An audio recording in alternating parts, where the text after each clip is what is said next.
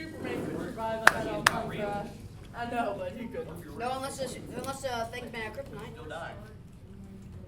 Because it will crush you. Wait, no, it's like Superman can say an explosion, but when he gets around a piece of stone, he dies. He doesn't die, he gets weak. Why don't I just make macaroni infused with kryptonite? Hey, Jason. Hey guys, can you guys hear me okay? Yeah, great. Hello. So this Hello is class there. this is my video game design class. I'm Mark. It's nice to meet you. And It's you? so we just had a few questions that these guys came up with that they wanted to ask. And Okay. Is it okay too if we record this? Yeah, that's fine. Okay, great. We've got the first question we've got here is from Justin and Alan, and they wanted to know what are some of your favorite games and game genres? Games and game genres. I guess I like games that have a lot of deep and interesting systems in them. So I'm not so much a fan of games that have like a lot of like pre-baked storyline, like like where the game is interrupted periodically with a long movie or something.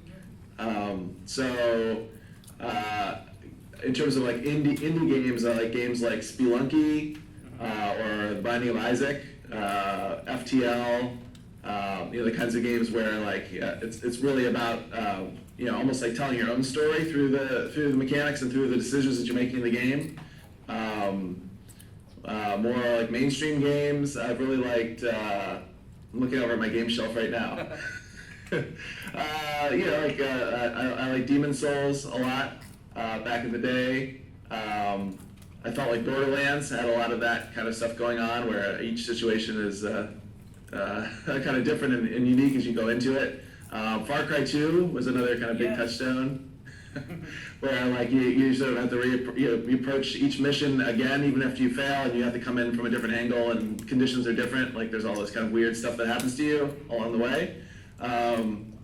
So that's the kind of stuff that I mostly. I mean, I do also appreciate really high production value games that have stories like the stuff that Naughty Dog is doing, like like Uncharted or The Last of Us, because I think that okay, if you're gonna do all that storyline and stuff, at least have some good acting, Right. at least have some good writing, and at least do it to the hilt, right? Like Naughty Dog, sometimes you're looking at the screen and you can't believe what you're looking at, right? It's like, how did they make that look that way? How did they do that lighting through those curtains in that abandoned hotel in The Last of Us, right? Yeah. So I can still be wowed by that stuff, but I'm a pretty tough customer. Right on. Yeah, and it sounded like some of the guys here appreciated some of your favorites there too. All of them. The next question here is from Connor. He wanted to know what was it like to learn how to program? I did, like a lot of my friends that I knew have been programming since they were kids, maybe since they were like your guys' age. I didn't actually learn how to program until I was in college, right? So I went off to college. I'd done a tiny bit. My mom was a computer programmer when I was growing up. She always kind of said like, "Oh, we don't need a computer in the home. We don't, I have computers at work, and you guys will use computers when you get older, but we don't really need, because all kids do is play video games on computers anyway. Everyone has a computer and they don't even know how to use it." So she was like kind of like a snob about it because she actually knew how to program, right? It wasn't until I got a little bit older, like maybe, I don't know, like I think we got our first computer maybe when I was like 10 or 11 or something. So I didn't have one when I was a real little kid.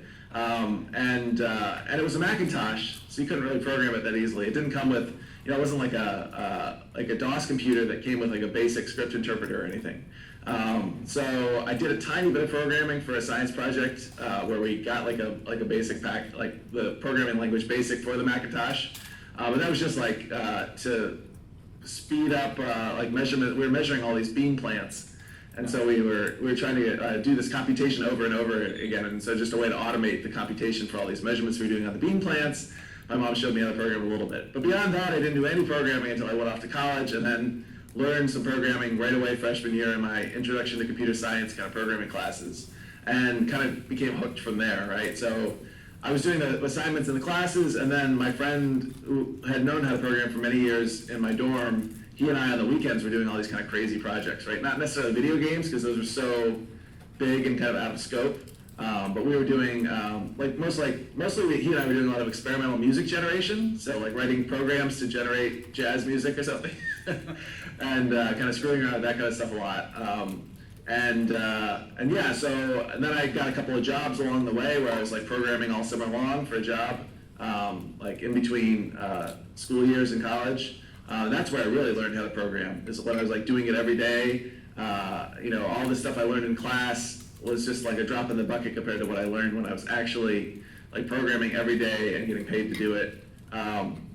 So I became better and better there, and then I just kept working on my own projects after that, and just my projects got bigger and bigger, and more complicated, and then finally one day I was like, I think I could probably program a game now. Now, but for you guys, everything is different because there's all sorts of tools available for making games now, and back when I was starting, this was back in 2000, and let's say like I was starting to think about making games in like 2003, which is a long time ago. Maybe some of you weren't even born back then, right? So, but there was no game maker. There was no. I don't even think there was anything. I don't even think Flash existed. Not that Flash is that easy to make a game in, but there was no game maker. There's no Unity. There were no kind of tools that you could use to make a game without very much programming. So it's really like the only way to make a game was to program it from scratch and do every little thing yourself. Now my 12-year-old son Mez has actually shipped 2 games, right? Because he's using Game Maker, and it is easy to sit down. I mean, he hasn't really learned how to program very much, but he's able to craft pretty complex behaviors for his game characters using the kind of graphical interface that Game Maker has. So, I mean, if I had tools like that when I was a kid, I think I probably would have been making games. It was just so out of reach. Like, I didn't even know when I was growing up what a compiler was. Like, how do I get a compiler? What is it? Where would I even get one? Because they don't sell it at CompUSA, right? Or like Best Buy. They don't sell compilers there. You had to order it. Back in the day, you had to order a compiler from a special catalog for programmers, right? So it was just so out of reach, I didn't even know how to start. And now the tools are just there. Yeah, I feel you on that for sure. So the next question is kind of related. This was from Talia, Jack, and Connor. They all asked, what tools and programming languages do you use to make your games? Yeah, so I was just talking about all these new tools that are available, but I'm still pretty old school. So I like having like pretty much full control. Like so the tools are great in that you can get something up and running quickly, but when you're trying to do something that the tool wasn't, like the tool designer didn't think of when he or she was making the tool, then sometimes you're kind of fighting the tool, right?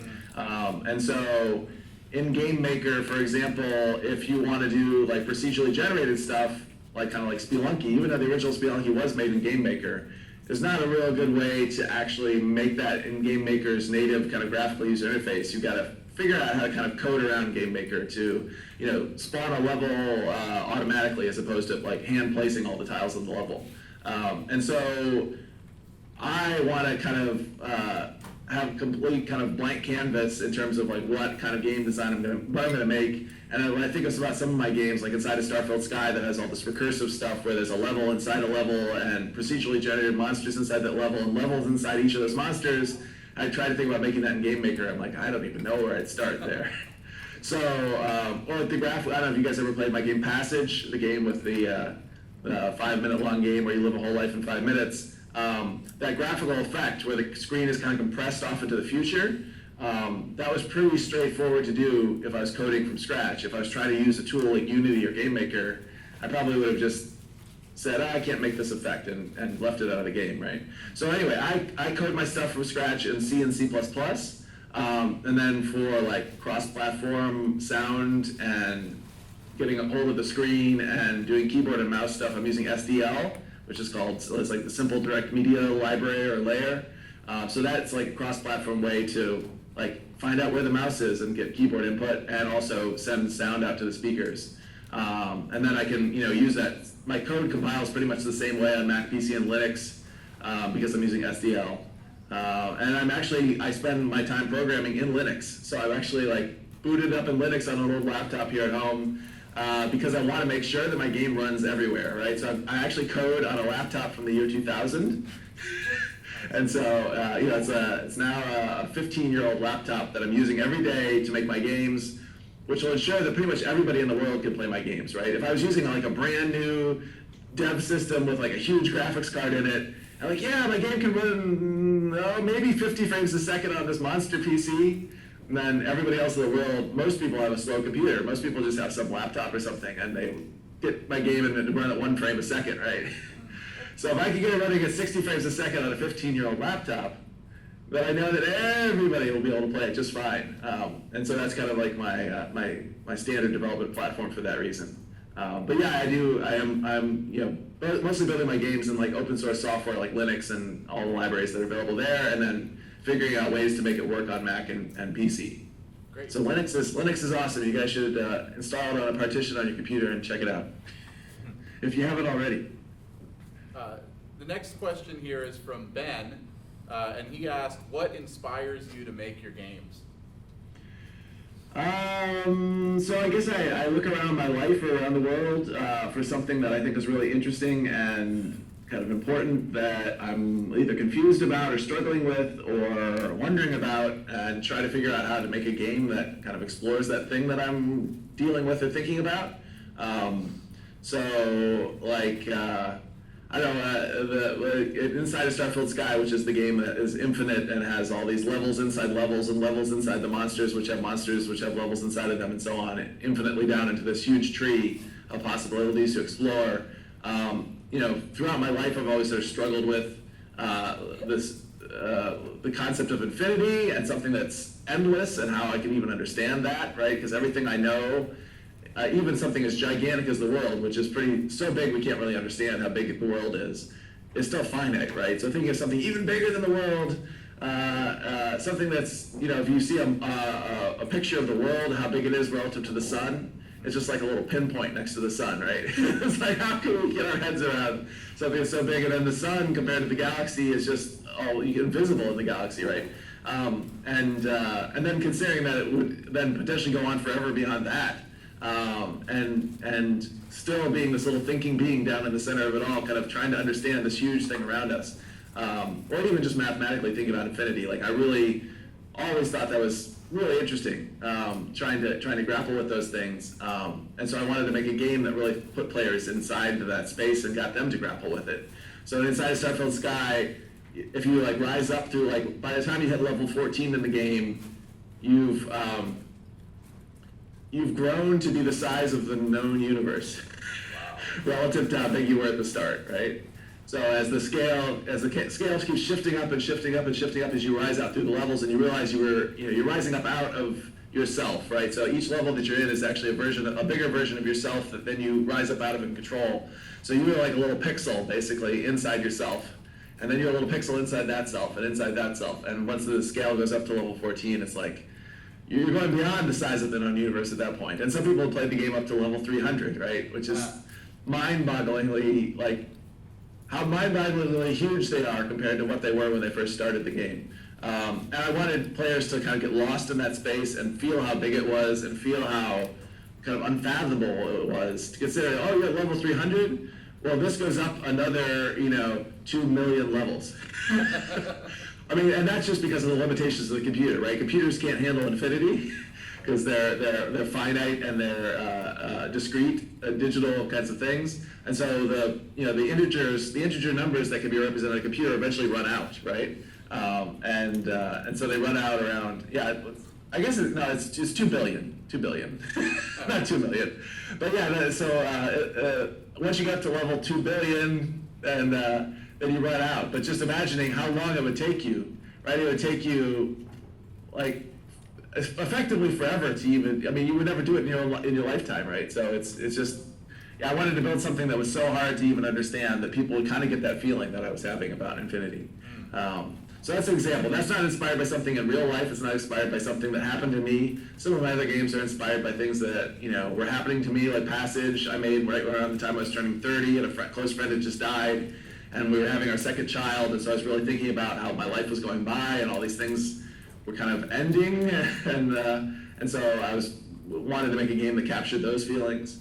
The Castle Doctrine, which is about sort of man's place as a protector of his family potentially was inspired by me and my family living in a relatively rough place compared to where we lived before. My wife was attacked by a vicious dog, and there was a couple of other run-ins with tough guy characters who maybe wanted to beat me up or hurt my family or something. And so I had to really kind of think about what my role was as the man in the family. Am I supposed to be able to fight to protect my wife, my pregnant wife and children? And so all those feelings that I was having kind of spiraled off into the castle doctrine. So that was somewhat, I mean, there's like pit bulls in the castle doctrine. That's because we were surrounded by pit bulls where we were living, and they were always giving us trouble, right? And chihuahuas. There were lots of chihuahuas where we were living too. So there's both pit bulls and chihuahuas in that game. Chihuahuas. Yeah, the kids really like the chihuahuas. They're in the little, Castle they're little, Doctrine. they're little vicious The turtle's kinda animals. scary. They're The like turtle's chihuahuas. kind of scary to me. I've got one that chews up everything. It's Yeah. My grandparents had a mean one that would never let me leave my room. Yeah, they used to. So we were living in New Mexico, and there were lots of pit bulls. It's part of Latin culture, right? Lots of pit bulls and lots of little chihuahuas. And the chihuahuas would always be out in the road. So you'd be like biking down the road, and there'd be 3 little chihuahuas barking at you, and a little like a little herd of soldiers trying to stop you from going down the road. But they never actually bit us, but they were always yapping at us. So the next question here is from Evan and Steven, and they wanted to know how hard is it to make your own games, and does it get easier over time? Yeah, it's pretty hard to make your own games. Like I said, with the tools that are available now, like Game Maker. I mean, I really encourage anybody here to go download. I mean, I think there's still a free version of Game Maker available where you can like try making your own game without even paying any money to like use the tool. Yeah, that's what we're actually using in this class. So. Oh, you guys have been using Game Maker? Yeah. Well, then why are you asking? You guys know how hard it is to make your own game. I think they mean in a coding language like a C and C++. Oh, right. Well, so there's just a certain amount of experience in programming that's really necessary to make a game like that way. I don't even know that it's, for the most part, I mean, there have been games that have been, am I clipping? My voice was probably crackling there for a while. There have been plenty of very successful games that have been made without coding, right? Like the original Spelunky, which went on to be, once they redid it for Xbox or whatever and PC, it went on to be like PC Gamer's Game of the Year a couple of years ago. Hotline Miami was originally made in Game Maker, and that definitely has made millions of dollars, right? It's no longer the case that, if you want to make a real game, you've got to do it the way I'm doing it or something. It really depends on what kind of game you're making. But for most games that you can kind of imagine, those tools like Game Maker are powerful enough to get there without like trying, because there's just so much. Like I was programming for I don't even know. I guess I was probably programming for like 8 years before I finally could program well enough to program a game, right? Because when you're programming at a low level, there's just so many things that can go wrong, and the code gets so complex so quickly. Just managing that complexity and learning how to handle it, and learning how to organize your code so that you don't get like so bogged down in all the details that the whole thing kind of is this big, completely complicated machine that just falls apart, right? And then also, there's bugs that come up that are really mysterious, especially when you first start programming. It's like, this is not working, it's crashing, and there's no information about why it's crashing. And learning how to, like, my code doesn't crash anymore. And I don't have bugs anymore, really, but it took me a long time to get to that point. And there were a lot of, like 2 or 3 days spent, like looking for some bug, some stupid mistake I'd made that caused like some memory error and some crash. And it was completely unclear what was causing it. And sometimes when I was first starting, I just had to throw the code away and start over because I couldn't figure it out. Like, I guess I gotta rewrite this because I'm not gonna find out what's wrong here. So getting past that point, getting past the point where you're actually productive, it takes a long time. And so the idea of like, I wanna make some games, I'm gonna learn how to program, it's like, okay, well, I'll see you in 5 years. You're finally starting to like actually make a game or something. Whereas if you're using Game Maker or Unity or something, it's like a lot of those problems are already solved for you. And yes, the tool limits you in some way, but it doesn't really matter for the most part. I'm doing it the way I'm doing it because I already have the investment in the like 8 to 10 years learning how to program. And so I'm really fast at doing it now, and like it's a powerful way for me to operate. But for somebody starting out, I'm like, what you need to learn how to do is finish a game. That's the hardest thing, right? Finish a game and do all the things necessary to get it out there to people. Like a lot of people kind of half finish a game and leave it kind of in their desk drawer effectively. Oh yeah, I was working on this game for a while, but I didn't really finish it. Yeah, join the club, right? That's like that's like the story of everybody I meet, right? So learning how to actually finish a project, learning how to like get everything done to make it like ready for other people to play, having people play test it, and then getting it out there. Posting it in TIG source. Trying to get maybe some small indie website to write about it or whatever, and having a website for it. All those steps are really important to get kind of into that groove and do that. So there's nothing stopping anybody in this room from doing that right now, right? So I would say, yeah, don't put it off until like, oh, someday I'll learn how to program and then I can make a game. It's like, no, making an interesting game is actually the hard part. I mean, programming is just sort of an extra difficulty that's not necessarily necessary anymore, and really, making game after game after game and getting good at game design is probably far more important. Great. The next question here is from Isaiah. He was wanting to know, have you worked with anyone else on any of your games, or do you usually just work solo? Yeah, so I usually, hold on a second, I got a little visual aid here. So I've made 18 games over the past 10 years. I'm working on game number 19 right now.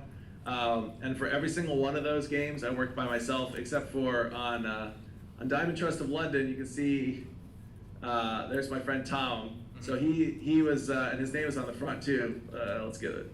Oh, is it backwards? No, it's backwards for me. It's not backwards for you guys, right? No, I can see it. Yeah, we can see it. I've got a mirror view of myself here, so I was like, oh no, it's backwards. So anyway, I had been working on that game for a while. It was a game because it's an official look. There's can you guys see the golden Nintendo seal there? Yeah. So it's a real What's the Nintendo name? game, and to have a real Nintendo game, you need to have a publisher. And so this game originally came about because a publisher approached me and said, hey dude, you should make a game for the Nintendo DS. We'll buy you the dev kit and stuff and help you get it published with Nintendo. And so they sent me the dev kit and I started working on the game and got it like almost complete. And the only thing that was missing was music, right? And then my publisher said, actually, we kind of changed our mind, we're out of money, we can't afford to make cartridges. And so then I sent the dev kit back to them and that was that. And like 9 or 10 months later, the game just sat there unfinished, right? Because I couldn't put it out myself on the DS. Another publisher came along and I kind of got in touch with them and they were like, do you know any independent people who are looking for like help from a publisher? And I was like, I looked at their website, I was like, you guys do a lot of DS games. Actually, I have this DS game. So then they sent me another dev kit. And this time, okay, now all I have left really is to do is the music and also make the manual and box art and stuff. So I was like, but it's been so long since I worked on this game, I'm not really inspired to make the music. And so I recruited my friend, who I've been in bands with in the past. I grew up with the guy, went to high school with the guy, and collaborated on music with him in the past. He's a guy who at one point had a band that was signed to Warner Brothers Records and stuff. So he's like a professional musician, and I was like, he wanted to work with me on something. I was like, here, you can work with me on this, right? Like, I need this music done for this, and we did this completely interactive soundtrack for it that's kind of hadn't really been done before. I mean, he was a linear musician who's used to working at a studio, and I was like, well, this isn't going to be linear music though. We're going to do something, because it's a video game, we can make it interactive, and we had to figure out how his process of singing and playing real instruments and stuff could be kind of pushed into an interactive music engine. So we did that. And then the publisher said, no, we're out of money, we can't make cartridges. And so at that point, it was like, oh man, again. And so then we finally figured out that Kickstarter was booming at the time, and that was a perfect thing for Kickstarter, right? It's like getting cartridges made costs like $10 each for each cartridge, and the minimum order from Nintendo was 6,000 cartridges. So like right up front, we needed to pay Nintendo $60,000 to get the cartridges made for the minimum order, and we didn't want to risk that much money over, I think I may have had that much money set aside from a couple of my previous games, but like definitely didn't want to spend it on a big risk like this. So Kickstarter funded it, right? So we got enough people, we got like 1,300 people on Kickstarter who put money up front because they wanted a copy of the game or they wanted a limited edition or whatever. And then we were able to like pay Nintendo with that money, and then the cartridges were made in Japan, and then a big boat brought them across the ocean to California. And then our publisher helped us push through the printing and the packaging and everything. And then I still have and then this big truck delivered them to my garage. So I still actually have, more than half of them are left in my garage, but they're all paid for because they were all paid for up front with Kickstarter. So we're slowly selling them online. But yeah, anyway, that's kind of a long story, but you know, that's the only person I've ever collaborated with there. That's my friend Tom. So, so for all the other 17 games, I did all the music and graphics and website and PR and programming and everything myself. Awesome. And on that note too, I mean. Oh, one other thing I want to say about that is that working with somebody else, it's kind of like, oh, we'll have 2 people, we'll get it done twice as fast or something. That is not true at all. In fact, you know, there's a pretty large cost to collaboration, and even though I'm sure you're trying to encourage collaboration in your class here, there's just the communication load between 2 people, and figuring out how to get the 2 people's work to merge together in a way that actually works. Like in this case, I was working with this musician who had never made music for a game before. There was a lot of stuff that we had to work out in terms of like, wait a minute, how's your music gonna plug into the game? Like, how is it actually gonna work? Like, I had to come up with this music engine that he could then plug stuff into, and it was a lot of back and forth, just kind of hammering out how that music engine would work. Whereas if I was like doing the music myself, I would have just done it, right? And it would have been, like, it took us several months to do what would have taken me a couple of weeks if I had been doing it on my own. So, you know, there is a cost there, and the more people you add to a project, it's not like, oh, once we add like 3 people to a project, we'll get it done 3 times as fast. That's sort of a myth, right? It's the mythical man month, right? If you add people to a project, you're gonna get a lot more work done, and eventually there's sort of a law of diminishing returns where the more people you add. So some of the most successful games that I've seen in the independent space have been made by 2 people. There haven't been very many things that have been really successful made by one person working alone, usually because one person doesn't have all the skills to do everything. But 2 people seems to be the sweet spot. Like Fez was made by 2 people, Braid was made by 2 people, World of Goo was made by 2 people, Hotline Miami was made by 2 people, Super Meat Boy was made by 2 people. So, you know, if you start adding a 3rd or 4th person, like, oh, we're gonna have 2 programmers, or we're gonna have 2 artists or something, then I think probably what ends up happening is not only is there much more communication load, but the project ends up getting kind of watered down creatively, right? Where you have too many voices. And if you think about all those games, they all had like, one person was sort of the creative voice, and the other person was kind of assisting them in some way through programming or whatever. And that kept the vision of those games really pure. Yeah, and on kind of along those lines too, what are some of the things like, you know, I know you mentioned getting a website out there and stuff like that. Like, what are some tips that you would give someone trying to publish a game, trying to get a game out there? Well, you mean publish it for exchange for money? Just to get their game out there and get people to see it. Yeah. So, well, yeah. A big tip is, you know, your first game, no one's going to pay for it. You know, so if you're trying to make a living at this eventually, you know, you need to have some other source of income or support or something when you're getting started, because you put a game out there and say, you know, $5 please. Who's going to come to your website, you know, without knowing who you are already and risk $5 trying some stranger's game, right? So for me, it wasn't until like, man, it must have been like my 5th or 6th game or something before I started actually thinking that I had a big enough audience to, you know, actually have people pay to play one of my games. So it took a long time to kind of work that out and get to that point. And so, yeah, I think it's important to put out free games just to get your name out there. So the audience size, I mean, you know, like, it's like I say, like, oh my gosh, The Castle Doctor was a huge success. 20,000 people played it. And it actually brought in us quite a bit of money for 20, you know, like between $8 and $16 per person, right? 20,000 people is quite a lot. But 300,000 people played Passage, right? Which was a free game. So it's just like an order of magnitude difference in terms of the audience size. And still to this day, far more people know about Passage and know me because of Passage than anything else that I've done. In part because it was a free game that people to this day can still just go and download and try, right? So yeah, I think it's important to get like several calling cards out there, like putting free games out. In terms of like, you know, where to post them or whatever. I mean, there's lots of, you know, free places where you can kind of create some kind of website, like a Tumblr or something. Some people do nothing but that, right? Like Mez, my son has a Tumblr for his games, right? And it's just like a little blog, and periodically when he releases a game, he posts another blog post on there with a link to Dropbox, I think. I think he's hosting them on Dropbox. And so that's a free way to do it. You can also just pay a very small amount of money these days. Like it's like maybe $5 a month to have your own web hosting service, and then code up your own web pages in HTML or something and stick them up there. But that's probably overkill for most people getting started. Probably just finding like a free blogging service or Tumblr type thing is probably good enough. Yeah, so the most important thing is to get the game done, get it packaged up, and like get it up there on the web so that people can download it. And then to get started, I would say you go on TigSource forums where lots of other independent game developers are working and sharing their games. And the first step is you share your game on TigSource and say, hey, what do you guys think of this? And then you'll probably get like 25 people who tried your game. Woo! Big victory. And if your game is good though, that 25 people will grow there. I mean, Minecraft was originally posted on TigSource, where Notch was saying, Notch was just somebody, not just somebody who came up under me, right? Like I had already been active, like shipping and selling games for like a number of years, and Notch was like some guy who was hanging out in TigSource, working some job, and he was like, hey, he'd done music for a couple of games or something, and he was like, hey, I got this idea, I'm really inspired by Infiniminer, I want to make it a kind of an Infiniminer clone, what do you guys think of this? And people are like, this is really cool. I mean, you can go back and look at the original TigSource thread and go back to the first post, right? It's still there, which is now like 3,000 pages long or something, that one thread.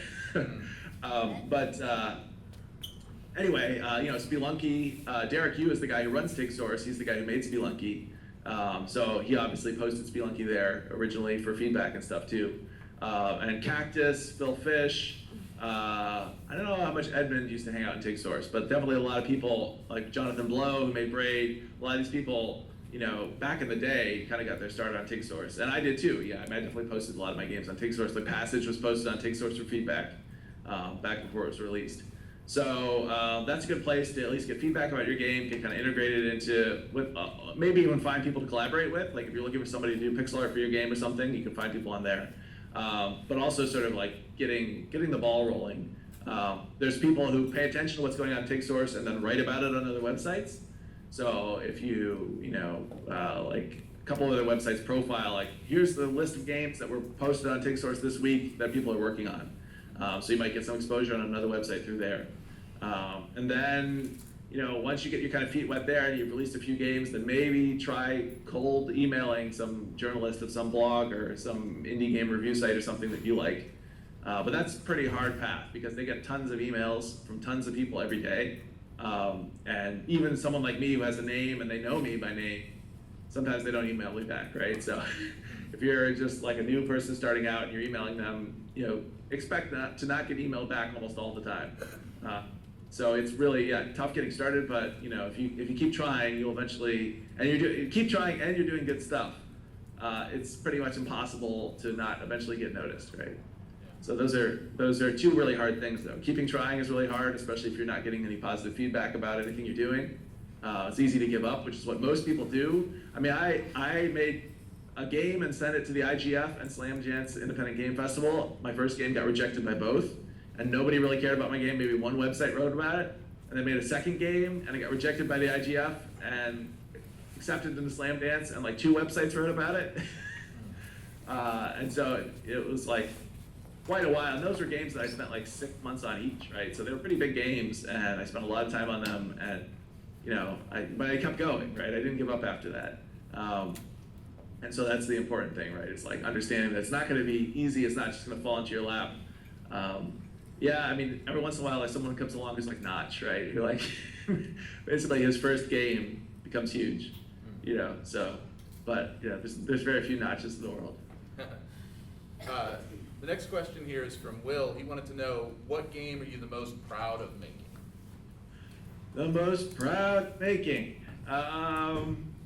That's kind of tough for me, I guess, because all my games are different.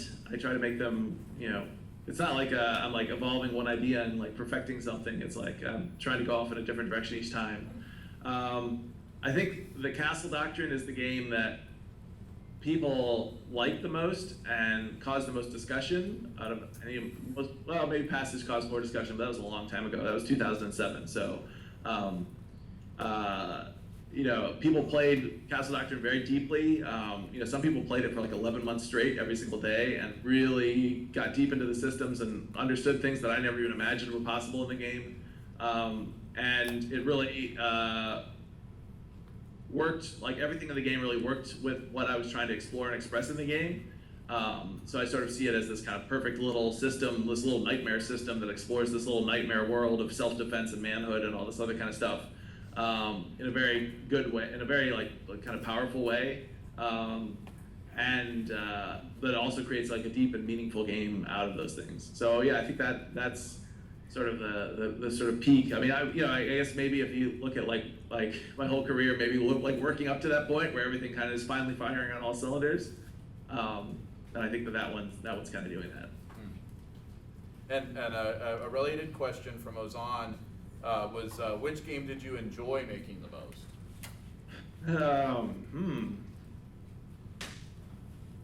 Probably, I'm an old cynical husk at this point, right? So yeah, probably some of my earliest games were really the most enjoyable to make. Because it was just like, oh my gosh, I made a game and it's working, and look at these graphics, aren't they cool? And so if I go back and think about like, Transcend, like my very first game, which I spent a lot of time on these kind of procedural geometric graphics and stuff, like just seeing them come up on the screen and actually work and look cool, that was really fun. And then in my second game, Cultivation, there's a lot of AI kind of stuff in that, and so just also everything's procedurally generated, and so like there's all these procedurally generated leaves and flowers and plants and stuff that all look different. And so back then it was really a thrill for me to like watch this thing and see what it would create that I wasn't even expecting. Like, oh, look at this cool leaf shape and look at how the plant looks with that leaf. Like, wow, it's so like cool that my system that I programmed could generate that. And then watching the little characters that were controlled by the AI go around and do things and get angry at each other and all this other kind of stuff. So it was like a game that I programmed relatively simple systems, and there was all this kind of interesting stuff that kind of came out of it. That was pretty thrilling to me as a like second time game designer back in the day. Making a game is a ton of work, and as my projects get more and more ambitious in certain ways, they become like more and more work. So it's like, oh my gosh, how much time did I spend on Castle Doctrine, and how tired of it was I by the time I actually got it finished? After release, the Castle Doctrine went through like 35 revisions, where like players found some way to break the game, like by figuring out a way to build their house that was too hard and not interesting enough, and I had to go back and change the objects of the game somehow to like make it easier for people to get through that kind of house. And then players figured out a different way to build a house that was really hard, like impossible to get through effectively. And then so it was this constant like arms race with the players, like, oh, here's another hole in the design that they found. Now I gotta stick a plug in that. And so by the end of it, it was just like, oh, like almost like a whole year of trying to keep up with players and fix the ways that they had figured out how to exploit the game, So by the end of it, I was like, I worked at this way too long. So I definitely in the early days. Now it's more like a life calling and a career more than it is like something that I'm like, super joyful about doing the work. I mean, because I've done it so many times now. And See the hand at the back there. Huh? Oh yeah, Phoenix, what's up?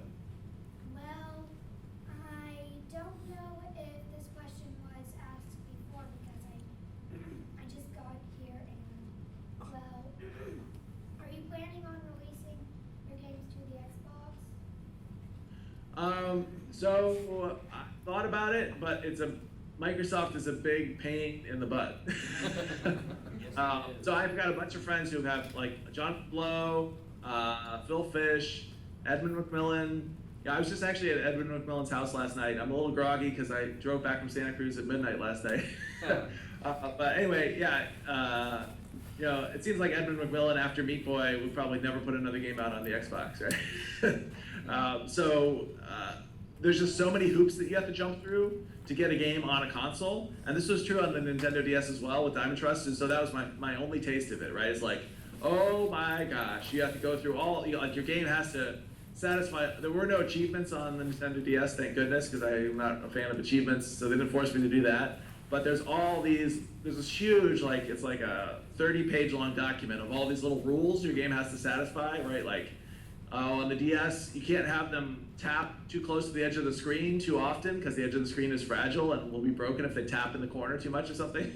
So you can't have any buttons that are this many pixels from the edge, and you can't have this happen too often. The game can't flicker back and forth between these colors this often, and sound must never do this, and people must be able to do this in their game, and they must be able to shut off this feature, and if they close the lid, the power must go off, and all these huge list of rules. So all the games kind of, I guess are functional the way Nintendo wants them to be, and then Nintendo gets to like approve like every little thing about your game, right? Like the way the cover is, and even the content of your game potentially. And so like I wanted to put, like Tom and I were the only 2 people who worked on this game at all. Like I did, between him and I, like every little thing, like the cover art, the photograph on the back is like a photograph we took together with a tripod. The manual is something I wrote and like typeset all myself and everything. And so it's like, okay, 2 people made this game, and I want like 2 people's names on the front. And Nintendo's like, no. A musician's name never goes on the front. That's like, we have our Japanese tradition. Japanese tradition does not allow this. They actually had Nintendo of America had to contact Nintendo of Japan to find out, and Nintendo of Japan was just like, no.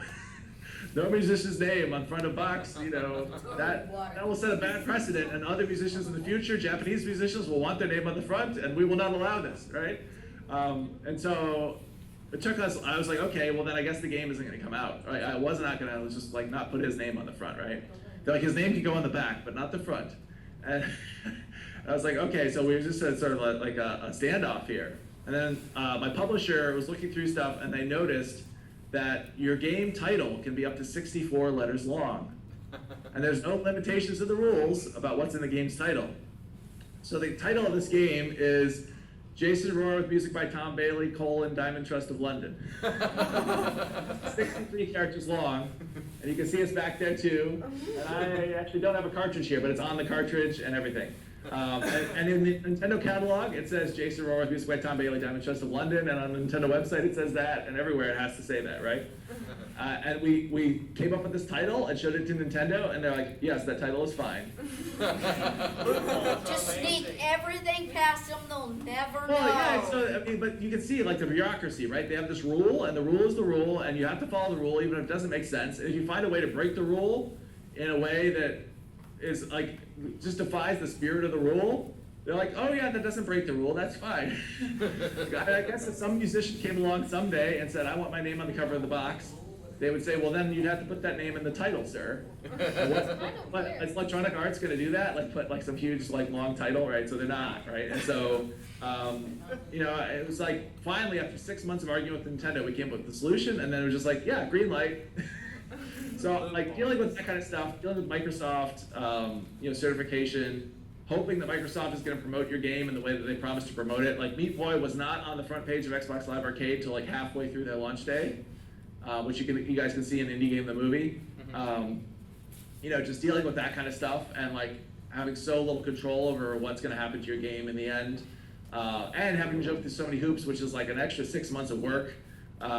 When there's like more money to be made on Steam these days than on Xbox anyway. Or on Steam, you can like kind of write your game however you want. There's no certification process at all. I mean, even if your game crashes, I guess Steam would let you launch it on there maybe. And I think there's always games that do launch on Steam. But you don't have to put achievements in. There's achievements on Steam, but it's optional. You don't have to put any of the other special features in. You don't have to use Steamworks or the Steam Cloud, even though they encourage it. It just seems like so much more of a comfortable place to work than trying to like jump through all the hoops of getting something on the Xbox. And on top of that, the money isn't there on the Xbox and the PlayStation like it used to be. It used to be back in the days of Braid. That's the only way to make money was to put a game on Xbox Live Arcade. And Super Meat Boy and Fez kind of followed in Braid's footsteps. But by the time those games were coming out, everything had changed. And I think Super Meat Boy and Fez both made more money on Steam than they made on Xbox. Then The Binding of Isaac, which was never released on Xbox, made like 3 times as much money as Super Meat Boy. So. The last question here was one from Will and Phoenix, and they wanted to know, and I know you've already mentioned a lot of things But is there any other advice that you would give to new game designers aside from things you've already stated? Right. I mean, I guess the biggest piece of advice I always give to people is like, don't. Well, okay, I'll tell a quick story here to sort of reinforce this. But like, when I was back in college, I took a sculpture class, and my sculpture teacher, we made 3 sculptures throughout the semester, and they're all relatively simple. We made a sculpture out of balsa wood that we glued together. We made a sculpture out of like just modeling clay where we just like sculpted it, and then we made another sculpture out of chicken wire that we then we kind of stitched together an armature of chicken wire, and then spread plaster on it, and then sanded the plaster to make like a white plaster solid kind of shape.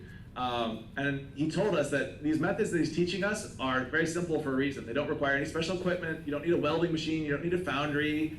You don't need any like a pottery wheel or anything, right? It's like he wanted to give us, you can walk down to any hardware store and get the equipment necessary to make these sculptures. Because he said he didn't want us to have any excuses. Right? A lot of people, like once they learn how to weld or something, like, oh yeah, I'd make art again, I'd make sculptures again, if only I could get access to a torch again, but I don't have one, so I can't make sculptures right now. Or I don't have a foundry, so I can't make any castings right now. He wanted us to be in a situation where if we weren't making art, or we weren't making sculpture, the only reason was ourselves, right? We couldn't, it's not like, oh, I can't walk down to the hardware store and spend $5 on the supplies to make a sculpture today. It's like, I'm too lazy to make a sculpture. That's the only reason, right? And so he wanted us to have no excuses. And so there really aren't, don't need to wait until tomorrow or wait until you get older or whatever to start making games. You should really get started now. And because if you're interested in making games for a career, you got a long road ahead of you. And the earlier you get started, there's a lot of lessons to learn that, better learn now than later, and there's nothing stopping you from taking some of your ideas and turning them into games now. Don't wait until tomorrow. Go home and I know you guys have been doing it in class already, but this is a summer class? Yeah, it's Okay. It's a 2-week summer program. They've been learning some game design concepts and learning Game Maker, and right now they're working on fine-tuning some basic projects that they're going to be showing off at a little arcade tomorrow. Right. So you guys, finish your little projects for the arcade tomorrow. You guys are all going to be up late tonight trying to get those polished, right? But after that, when your 2-week class is done, spend the rest of the summer making some games, right? I mean, what else are you guys doing during the summer, right? So that's the good time to really churn out like 2 more games by the end of the summer each, and really get your feet wet there and really try and get them up on these games that you make in this arcade. Put them online, why not, right? Even if you don't think they're very good or whatever, just get them out there. It's also just for the experience of going through the process of getting something out there, right? Like figuring out how to make a Tumblr and how to get it looking the way you want it, and figuring out how to get stuff on Dropbox, and figuring out where to post in the Take Source forums, and getting ready for feedback on something and responding to feedback. And that's practice of shipping a game, right? And it's never too soon to practice that. Awesome. There's a question there. Yeah. Well, I've made during the school year before summer, I've made a launcher for Minecraft by myself. So it was kind of complicated, but it was kind of easy. So you say it's a launcher? Yeah. What does that mean? It works exactly like it, so you don't have to buy it. It's for free. Oh. So it's an earlier version. Right. Oh, okay. So it's like it lets you launch an old version and prevents it from connecting online to check for the new version or something? All right. Well, yeah. So have you posted that online? I'm almost gonna but I need to tweak it up a little bit. Yeah. So yeah, the biggest problem that faces most people who are trying to make games is this the file drawer problem, right? It's like you work on something kind of halfway and then, oh yeah, I mean, I have, from back when I was younger, some programming projects that never saw the light of day. But for most of them, I really tried to get them out the door and finish them and ship them, even back when I was just kind of starting out. So I think that's really important. That kind of separates the people, who actually make games out in the public from the people who just kind of make games in their bedroom and then show their friends and then throw them away, basically. So yeah, it's important to, follow through with the things that you're working on and get them out there, even if you don't think they're that great, or even you think, oh, who would really want to, necessarily play this old version of Minecraft? There's people out there who would, and you'd be surprised, right? So, so finish the stuff up, get it out there, stay motivated, learn how, and when you're young, it's hard to see through like a year-long project. So the first step is learning how to see through a month-long project. Even when you're young, it's hard to even do that, right? To stick with something for an entire month and keep working on it almost every day for a whole month, it's a pretty big task. And then once you kind of get that down and learn how to do that, and you'll be bored with the project by like the last half of it or the last third of it, right? But to stick through it and say, I'm bored with this, but I know I need to finish this, and learn how to like push through that. I wish I could start working on a new game. I'm gonna set this aside. I've got friends who are like 27 who are still doing that. I go to a game development meeting with them, and every week they're like, oh yeah, I kind of lost momentum on that game I showed you guys last week. Here's what I'm working on this week. And then the next week is the exact same thing. And they've been doing that all year long, right? So it's like, it's almost like an expected pattern now, right? Like, oh yeah, you're showing me this game this week, but I'm never gonna see this game get finished because by next week you're gonna be bored with it and have started something else, right? And so learning that skill, which is like hard, it's like self-control, right? It's like, even when you feel bored of something, even when you have a new idea and you wanna go launch off on the new idea because it's exciting, understand that new idea will get boring too someday. And every idea gets boring when you've been working on it long enough. And being able to control yourself to like keep working on the thing that you're tired of now is really important. You guys have any other questions for Jason that you wanted to add? Yeah, Phoenix has another one. Can we have a free game? You guys want a free game? So I have Steam codes that I can send to your teacher. How many people are in the classroom? We've got, let's see, there's 12 in the morning and 6 in the afternoon class, so there's 18 total. So if I send you, I can send you guys 20 codes for the Castle Doctrine and 20 codes for Inside a Starfilled Sky. Yeah! For any of you guys who already have those, you just give the code to your friend or something, right? I was Yeah. Woo! I'm sure you guys are all too cheap, and none of you have my games yet, right? I'll just Well, that's really generous of you. We really Calm down. appreciate that. So yeah, there's never any harm in asking, right? Yeah, Camera Vic right has a there. question here. Have you ever used Unity? I have not. So I'm not so big into 3D stuff, and Unity is kind of focused on 3D, although some people have used it for 2D stuff. I did use Unity a little. I got an Oculus Rift. You guys know what the Oculus Rift is? Yeah! But it's very expensive. Yeah, so I was thinking about making a game for the Oculus Rift, and the easiest way to start making something for the Oculus Rift, there's like a Unity plugin that just goes right in and like lets you control the camera's view with the Oculus without any special setup or anything. So I did make a couple of things in Unity just screwing around with the Oculus, but that was it. And it was very quick. I mean, Unity is a pretty powerful system for making 3D games, and there's been a lot of, like Rust, which is a game that is huge and polished on Steam, as made with Unity, and it's like, whoa, okay, some really big, complicated games are now being made in Unity. So I think it's kind of pretty ready for prime time, especially for making 3D games. However, I would caution any beginning game designer away from trying to make a 3D game. There's just, every piece of content that you design in there has 6 times as much content in it as a 2D game. Think about that. Think about like a cube. Like that's what Phil Fish said about Fez. He's like, I'm never making a 3D game again. Like every single tile in my game had 6 sides that I had to paint. And if you had just made a 2D game, it would have just been 1/6 of the work to make all that same art, right? So, granted, Fez was a huge success and everything, and I don't think he regrets that. It's just like, at the end of 5 years of working on it, which is how long it took him to make all that content in Fez, he was like, oh man, 3D is so, So, as a beginning game designer, you have limited resources. The big 3D games that you guys are playing on the Xbox and stuff have teams of hundreds of people making them, and what's gonna happen if you try to make a 3D game is it's gonna look like crap. And everyone's gonna know it's made by an amateur, right? So it's really hard to get something looking good. It's really hard to get something that plays well, because even like game mechanics are much harder in 3D, like collision detection, things not going through walls, really complicated programming problems. And 3D doesn't necessarily, for almost any game design, doesn't really add to the game design. Sometimes it even gets in the way, right? Where like, oh, all of a sudden you can't see things as well because there's some object blocking your view or something.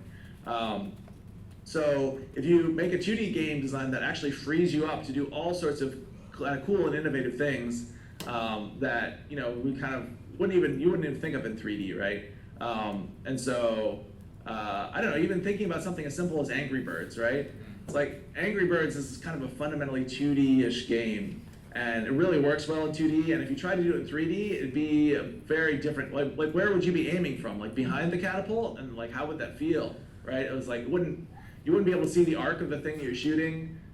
it would be like a bow and arrow game, and it wouldn't be very interesting. Like It'd be Angry very- Birds is interesting because it's 2D and it's like a fundamentally 2D design, right? It'd be very Um, trippy. What? It'd be very trippy. Yeah, so anyway, stick to 2D for now, and you know, maybe, I don't know, maybe when you go and work at EA someday, you can make a 3D game. I don't want Yeah, I'd like Evan's to got, make people 15,000. Evan's got another question here. Well, like, I've got a twin brother. He's like counteracting me when I'm trying to think about making a game. Like, I started doing these games, like I was like 9 or 10, and like, oh my god, like my mom and my brother wanted me to get out of the house so much. And video games I'm probably gonna be a bum when I grow up, and I'm gonna probably just create games. Well, you're not a bum if you're creating games, though, right? But I'll be in the house all the time. Well, not if you make a successful game. Good point. You make a Yeah, success. that's the goal, right? You make a successful game, you're gonna be off to like maybe game conventions and Yeah, I mean, this is my I was game." at Edmund McMillan just bought 17 acres of prime forest land in the Santa Cruz Mountains, right? Oh god. Nice. Yeah, so it's like I was up there at I was basically up at Edmund McMillan's compound last night. Right? Yeah, Does he have his Justin- own private military? No, he doesn't. He should What's work your- on that. Connor, Justin had a question. What's your favorite console? My favorite console. You mean going back in time? Going back into the ancient Egypt of consoles, right? I don't know. I got a pretty soft spot in my heart for the original Nintendo Entertainment System with that uncomfortable gray controller. And the original Legend of Zelda was on there. The original Metroid was on there. And so Castlevania. that was cool. There was some cool stuff on the Dreamcast. I also had an Atari Jaguar at one point, which at the time was really cool, and there was some pretty cool stuff on there that I still fondly remember. I don't have it anymore though. Fun Yeah, in the back game. there. Yeah, Alan. Did you watch E3? Oh, you mean the coverage of the E3 show? Yes. I think I might have caught a couple of clips from it. No, but I didn't watch the whole thing. Was there something amazing that happened there? My mom will never allow me to watch Let this. Evan- I was gonna ask, what if you saw it, like, what is your favorite game that you're excited to play? Oh, you mean a game that's coming out? Yeah, I'm sorry. I guess I haven't been keeping up with what's coming out. I've got my nose so deep in my own games that I'm like so focused on that. And every once in a while, I look at what's coming out. But I mean, for me, as someone who's like, I'm 37 now, right? I've got 3 kids. I've been around the block, right? So I played like the first Metal Gear game when it came out, right? I'll tell you about the Metal Gear on the Nintendo. Yeah. And then I played the first Metal Gear Solid game back on the PlayStation 1, right? And so like, I've played, so many things over the years and gotten kind of so jaded in terms of like what's gonna excite me that when I look at like, Assassin's Creed 5 or something, I'm just like, oh, come on guys. Can't we do something a little bit more original or something? I mean, I know Let that the for franchise die. a young person who's getting started, you're like, maybe Assassin's Creed 5 is the first Assassin's Creed game you've ever played, right? So I'm not saying that necessarily is, but these things are newer to you, and these retread game designs, it's like, even when I play like a shooter of any kind, I'm like, yeah, okay, I played Wolfenstein. Oh, I always died in the first like 5 like. No, but I mean, just like, it just seems like so many things to me are so many generations of retreads.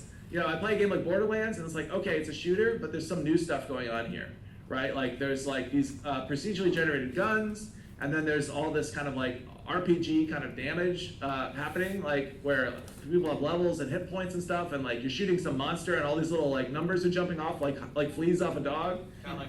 And you're watching the numbers count down as you're killing the monster and all that kind of stuff. Felt like it was such a new twist to me that it made it really interesting. But if I sit down and play, I don't know, like Bioshock Infinite or Killzone or something, I'm just like, It's the same. running down a corridor, shooting people with a shotgun. Like, how many times have I done this? I've been doing this for like 20 years, right?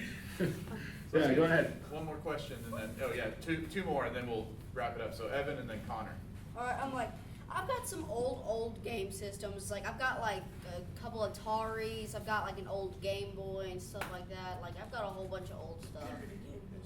Yeah, well, And they look like they're brand new. I'm like, Yeah, well, take good care of those things. That's my original Nintendo still works, and my Zelda cartridge still has my saved game on it and my sister's saved game on it from when we were little kids. There's a battery inside the cartridge that has not gone dead yet. And so if we go home to my parents' house and plug it in, it's like, look, Jackie, your saved game is still here. Because she played Zelda almost more than I did. That was actually, Zelda was her game. She got it for Christmas. Yay! Had a girl's name on the Hand-me-downs. cover, right? A girl's name on the cover means the girl gets it for Christmas. Nice. And then Connor had a question. You said you've never did a game for Xbox or PlayStation like that. But has anyone ever approached you to try and get you to do one, or? Well, like, I was approached to do the game for the Nintendo DS, so that's a console. I have had PlayStation, like Sony talking to me, trying to get me to like do something for PlayStation Network, but every time I look at like kind of do the math, they have a thing called Pub Fund, where they'll give you money up front.